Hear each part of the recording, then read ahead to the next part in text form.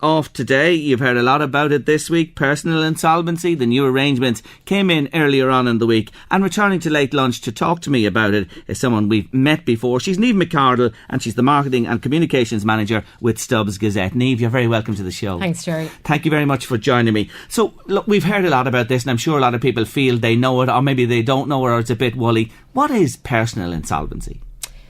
Well, the definition of insolvency has been recorded in the legislation as the inability to discharge or pay off your debts in full as they fall due. So that's kind of the official definition. The legislation, as you said, has now come into force, this brand new personal insolvency legislation, to deal with people who are insolvent, so people who are unable to pay their debts. We've got very serious levels of personal indebtedness in this country, and the legislation has been set up to provide alternatives to bankruptcy and to get people solvent again, get people, with a clean start, yes, and get their debts restructured or written off. What I'm curious about is, you say who can't meet their debts. When do you know that? Because, depending, I suppose, of the level of debt that you're at, there's a personal debt, maybe you have a loan from a credit union or a smaller personal loan, up to the high level mortgage, which is huge amounts of money. But where is the point that you sort of call this? Is do you need to be in trouble for, and what I'm trying to get at, is it a month, is it 6 months, is it a year, or how do you call it? Okay, it depends on the types of debts that people have. Obviously, there's a lot of people that are in serious trouble with their mortgages and they're in arrears on that. To qualify for one of these new options, you will have had to go through the MARP process with the bank. So you will have received communications from the bank, because you've been behind in your mortgage. So people will be aware that, there's that process there for them, and they'll have gone through that process with their lender.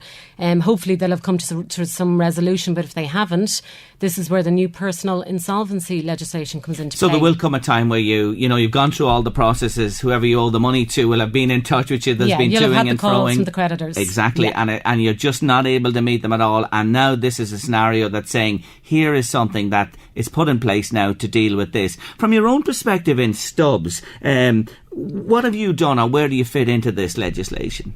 Okay, well, I suppose a lot of your listeners probably view Stubbs as kind of this dusty old publication that has all of the judgments registered from the courts.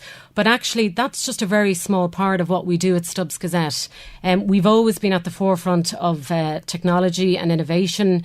We were the first company to deliver data over the web, and we were the first online provider of credit information as well. So it just made sense for us to get involved with this and to support this new personal insolvency legislation. So what we've done is we have built the case management system for these personal insolvency practitioners to allow them and the debtors come together to see if they're eligible, to qualify them, and to help them through the process by using our software. In addition to that, to support the personal insolvency legislation and to support people out there that are in debt and that are looking for help, we have developed a brand new website which is called findapip.ie, which allows people browse for a PIP in their locality, if you like, and see where their offices are located, how they go about contacting them, and it even allows them to fill out that initial sort of pre-screening questionnaire to see whether or not they're eligible for one of these schemes. So that's findapip.ie. Findapip.ie. You can go on there and that will lead you through that process you mentioned. There's a number of PIPs that are on the website already, but again, a bit like the ISI, more PIPs will be coming on board as soon as they get through the authorisation process with the Irish Insolvency of Ireland. So Stubbs is right in the middle of this, as you say. So the three options available to people in debt are what? Well, firstly, I think it's important to emphasise that, prior to this new legislation, there was only one option available to people who were insolvent, and that was the expensive route of bankruptcy. And that was the only way that somebody who was insolvent could settle their debts and get protection from their creditors, okay?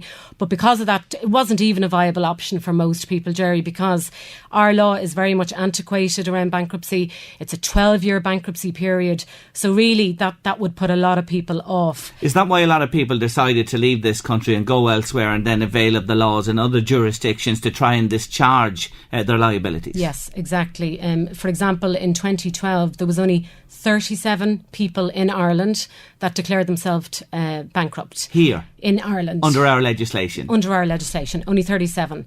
However, there was 129 individuals during the same period that opted to go to the UK. So 129 Irish people travelled to the UK to apply for bankruptcy over there, and as you said, for their softer bankruptcy term of 1 year.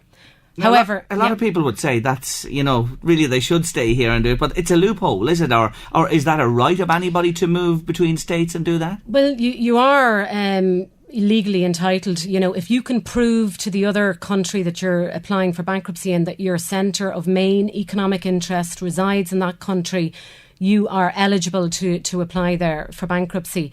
However, it is worth noting that foreign bankruptcy isn't as popular and it isn't as easy as one would think.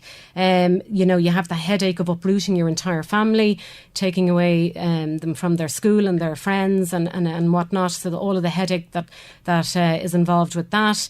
There is also the fact now that the UK authorities, for example, are really, really cracking down, and they are looking for more and more proof that the applicant's centre of main economic interest is in the UK. And we've actually seen a number of high-profile Irish property developers' application for bankruptcies being turned down recently because it was argued against them that, in fact, their centre of economic interest was still in Ireland.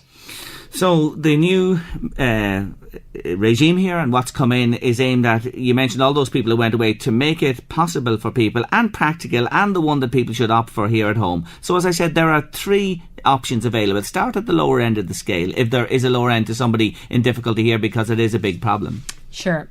There's 3 brand new solutions that are now on offer to people to get their debt restructured or written off and hopefully return them to solvency. The first is called a debt relief notice, and this is for qualifying unsecured debts up to 20,000. When I say unsecured debts, your listeners may want to know the difference between unsecured and secured.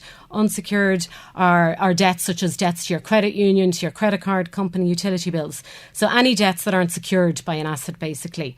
So the DRN, if you like, deals with those kind of debts. But the criteria to qualify is for people who have very low disposable incomes, okay, less than 60 euros per month, and they have to have very few assets as well. They have to make their application through MABS. They have to show that they've absolutely no prospect of being able to be solvent again in the next 3 years. If MABS think that they have a case, they then get court protection for a 3-year period. And during that period, the creditors to whom they owe the money cannot pursue them. They cannot take any other action against them. And after that 3-year supervisory period, if their financial situation has not changed, all of that debt that was covered off in the debt relief notice can be written off. But if they say it's someone who has a small income and they get a job or their circumstances improve, is it on their shoulders that they must inform the PIP that their circumstances are better and they're able to meet that debt or go towards meeting some of it? Yes. The onus is on the debtor in this case to let the ISI know. Actually, the PIPs don't get involved on this arrangement. Okay, so it's actually the Irish Insolvency Service that the debtor would need to let them know that their situation has changed. They will then assess that and they will see if it's changed significantly enough that they could now maybe possibly repay a proportion of those debts that were owed. If that's written off after the 3 years, is your name muck, so to speak, or can you move on with your life? No, you've got a clean slate. I mean, there will be a public register. The Irish Insolvency Service have got a register for all of these arrangements. So they are available to the public. They are available to creditors, etc. But I think that's important, and the ISI see it as important because you don't want the debtor to get back into the same scenario again. So it's for that reason. And it's also to protect creditors' interests as well, that they're not lending to people that are still in debt, if you like. So that's unsecured up to 20,000. Yep. Step 2, or the second category. The second category is called a debt settlement arrangement. Important to note here that the difference here between this settlement arrangement and a debt relief notice is that you will have to have some financial capacity to make some sort of repayments to your creditors in return for a discount or a write-off, okay? This deals again with unsecured debts, but over 20,000. There's no limit on the amount of debt. In this instance, an application is made through hiring a personal insolvency practitioner. So you must first find a PIP to help you see whether or not you're eligible for one of these arrangements.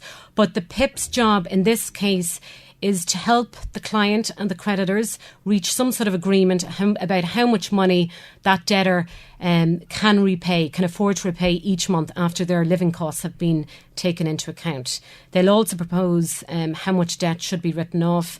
But again, how much debt that's written off will depend on the person's circumstances. And how long does this run for then? You know, the way you mentioned the previous one was a couple of years. This is a 5-year arrangement. Yeah. And at the end of the 5 years, again, it's reassessed. If there's so much being paid off, the balance is then written off. The balance is written off. If the debtor complies with the terms of the arrangement, they are discharged from the debts specified within that debt settlement arrangement.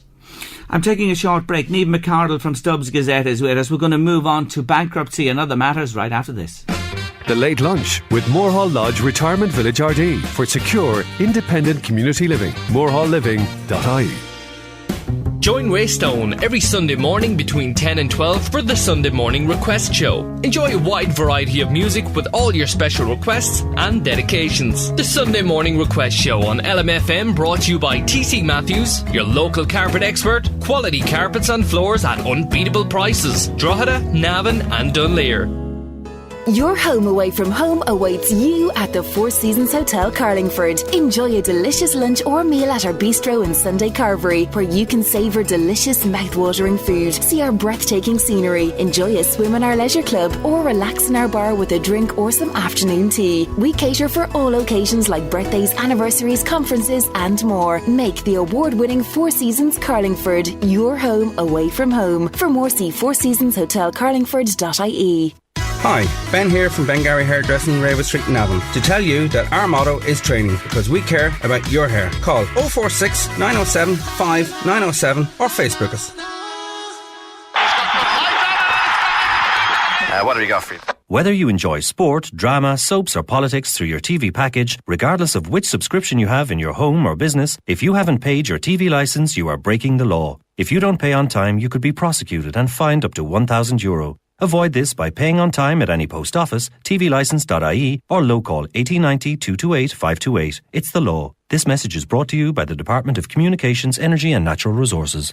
Hi, Liam here. And Tony. From Gleason's Butchers Navan with our amazing weekly offers. 5-pack meal deal for only €20. Gleason's Butchers, your local craft butcher. Navan Shopping Centre, Blanchestown, Roselawn Shopping Centre, Balbriggan and Artane.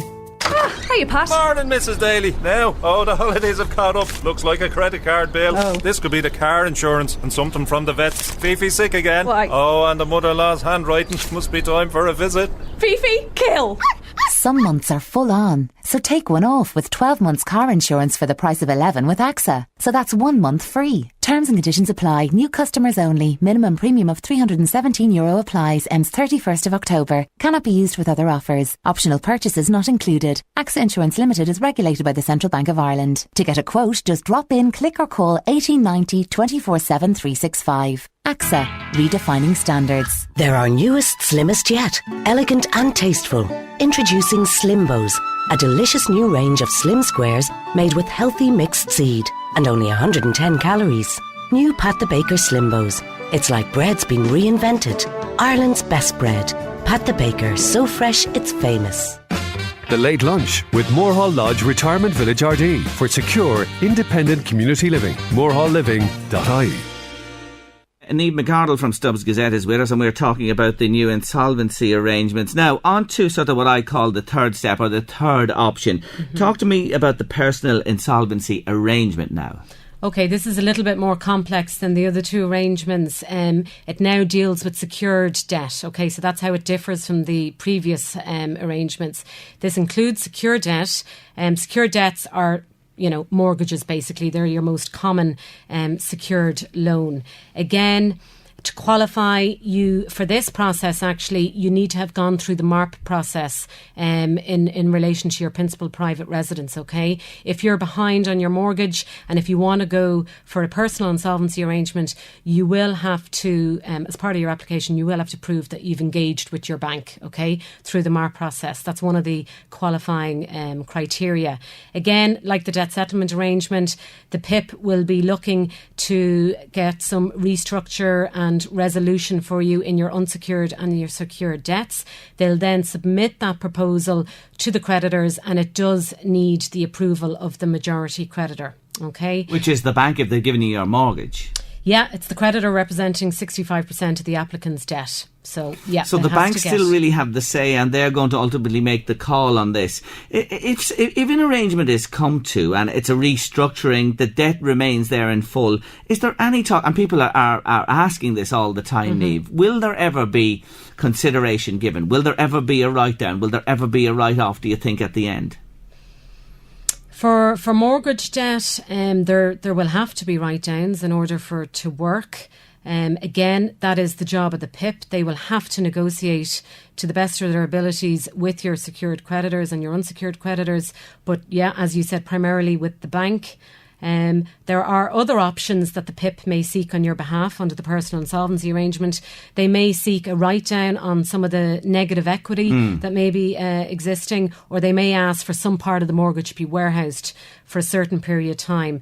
But I guess we're speculating at the moment until we really see how the banks react to the arrangements and the proposals that are put forward to them. We won't know what it is.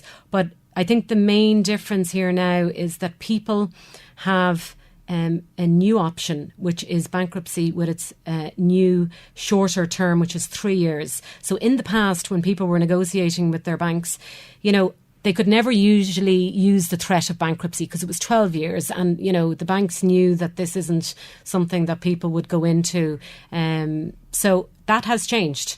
With the 3-year bankruptcy law, that could be a complete game changer, and you might see people going for bankruptcy. You think that gives, with this whole thing, and it's been debated ad nauseum at this stage, people are saying who maybe oppose this, say that the power is still with the banks and the financial institutions. You're saying that with somebody with this shortening of the bankruptcy and that, it puts it in a different light altogether. 3 years is still quite a bit of time, but to reach that, is that somebody who cannot, at the end of the day, even meet a personal insolvency arrangement? It's just not possible. Is that it? Yeah, well, I suppose that goes on to the next question. What happens if a personal insolvency arrangement isn't approved and doesn't get across the line with the creditors? What options are left for the person who is still in that same situation of serious debt? And one of the options is that they apply for bankruptcy, but you should never apply for bankruptcy until you speak to a professional, okay, because it isn't for everybody. The second option is, if one of these arrangements is vetoed by the bank, is that you try and do an informal arrangement with them, okay, and try and get some restructuring of your secured debt. And the third option is to sit tight and reapply in another year's time. So you can, if you can at all, and then try again on another occasion. If you do go down the road at the end of the day, and you wouldn't wish it on anybody to declare bankruptcy, and there's 3 years ahead of you, how do you live in that time? Where do you live? How do you eat? How do you keep a roof over your head? Are you allowed to do that? Or surely people have to live even if they are declared bankrupt? Well, they are, but as I said before, there's very few people in Ireland that have declared themselves bankrupt. It's because of the 12-year period. It just hasn't been a viable option because there are a lot of restrictions about being a company director again and whatnot. But in saying that, it's an only option for some people, unfortunately. So, but they have to live. Obviously, they're going to have to get some. If you have nothing, I presume the state, you'll have to be entitled to some state support so as you can actually exist and eat and have as I said, a roof over your head at that stage. But it will be small because you are bankrupt and you can't do a lot of things with that. After the 3 years, if you do declare it and you come out the other side, again, I have to come back to the point. People used to say, if you appear in StubbsGazette, that's the end of it. If you're declared a bankrupt, can you pick up the pieces and resume your life again and get going? I think you can. I think Ireland has seen very high levels of personal indebtedness, and I think people are aware that a lot of people are all in the same boat. I mean, when we conducted our Red Sea poll survey last April, we were pleasantly surprised to see that 80% of people that were questioned and surveyed would not view people in a negative light that had entered into one of these schemes or that had opted for bankruptcy. So I think that shows, okay, your name may still appear on a credit bureau, and again, that has to be that case for numerous reasons. But I still think that it shows that the stigma around people being in debt is diminishing, and that people will get a fresh start with one of these options. And again, hopefully bankruptcy won't have to be an option. Hopefully, if you are in financial difficulty, that you will qualify for a debt relief notice, a debt settlement arrangement, or a personal insolvency arrangement.